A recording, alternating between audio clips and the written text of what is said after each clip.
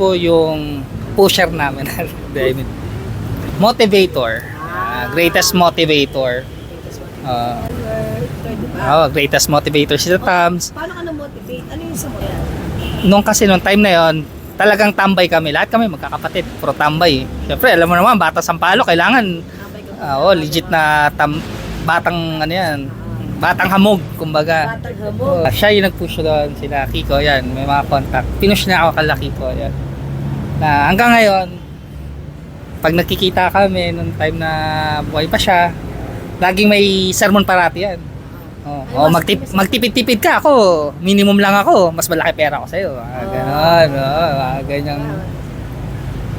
Yun yung best fire na. Tsaka pinakakwela kita. Kasi puro sermon, hindi naman pa. Yun nga, tipid, yan, iwas yung sugal, mga ganun. Bait.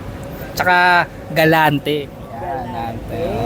Si Tita Tams kasi yung parang second mom ko. Ano yun? Kakasad lang. Memory ko is yung pagka nagpapalaro siya tuwing Christmas sa bahay. Lalo na yung kakalabitin lang ako, ganyan. Inaanak kita, tago mo yan, ganyan. Yung sabi ni Tita Tam sa akin, huwag kong sayangin kung ano man yung gusto kong gawin. Gawin ko na habang may oras pa. Are you gonna miss Ate Tams? Sobra. Sobra. It will never be the same. Masayahin, street smart person. And Sabi niya sa akin, Ma'am, si Jessica Santa Maria, oo, pamangkin mo? Oo, bakit? Maganda yun Si Tomas, ayaw niya ng masyadong maraming ulam. Mas gusto niya maraming kanin. Dahil pag nagluto ako ng spaghetti, ang gusto niya, yung sauce ng spaghetti, lalagay niya sa kanin para ulamin niya. Inis ko si Tomas kasi, ano yan, pag may problema ka, sa lalo na nung sa trabaho. Kaya mahirap kalimutan. Pati yung, lalo na kasi may Sunday, kausap mo lang. Inano pa ako yung Masaya inalas. pa nga siya doon sa masaya pa siya doon sa Video call.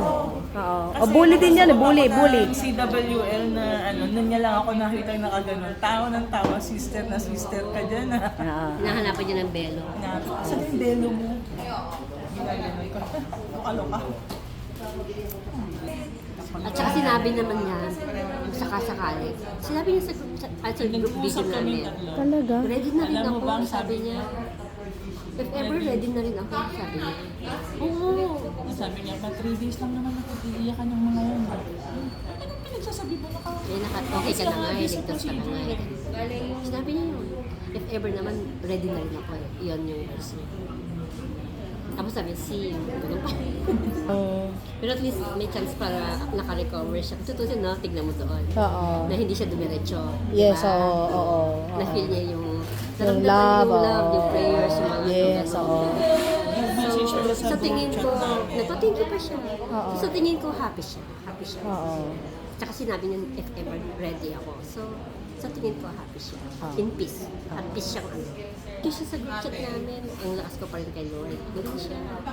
Thank you sa mga prayers. Ang dami ko nagmamahal sa akin. Yun. Talaga? Ito maiiyak siya. Hindi ko natatanungin para saan lahat. Basta ang alam ko, madaming nagmamahal at nagpipray kaya pa whatever it is, I claim it. I love you guys. See? Simple lang siya magsalita pero may laman na nakakatawa. Looker siya. Tam. Siya mag-isama, kahit saan mo ilagay. Oo. Malapitan kahit anong bagay. Hindi siya madamot. Ugali nila mula ako magkakasin ka na. Sobrang bait. Sobrang mapagbigay na kaibigan. Meron din siya time na yung mga problema niya minsan, hindi naman nasishare din minsan. Ayaw niya mag-share ng problema. Ang problema daw nandyan lang yan.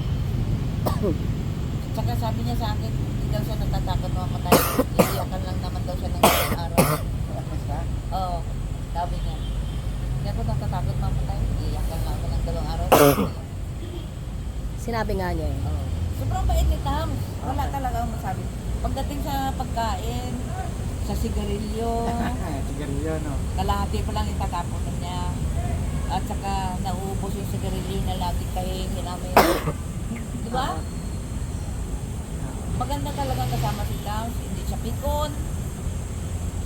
Basta marami. Marami kaming pinagsama na in good term, tsaka in bad term. Marami kaming ginawa niyan na yung bad, kami lang dalawa nakakalaman, hindi namin pwedeng i-share sa iba kasi secret namin yun eh. Pero yung mga good term namin dalawa, pwede namin nagka-crush kami sa ganito. Sabi ko, akin yan. Hindi, akin yan. Isip sa iyo. Sa kanya si Shay, diba? Tapos, yung mga namin na ginagawa namin nung araw na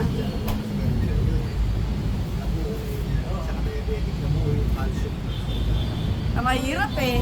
Basta marami din na. Pasensya ka na. Oh, pwede mo bang ma-describe si ate sa'yo? Si Tams, parang kami magkapatid niya. Siya yung bunso sa akin kasi mas matanda ko sa kanya.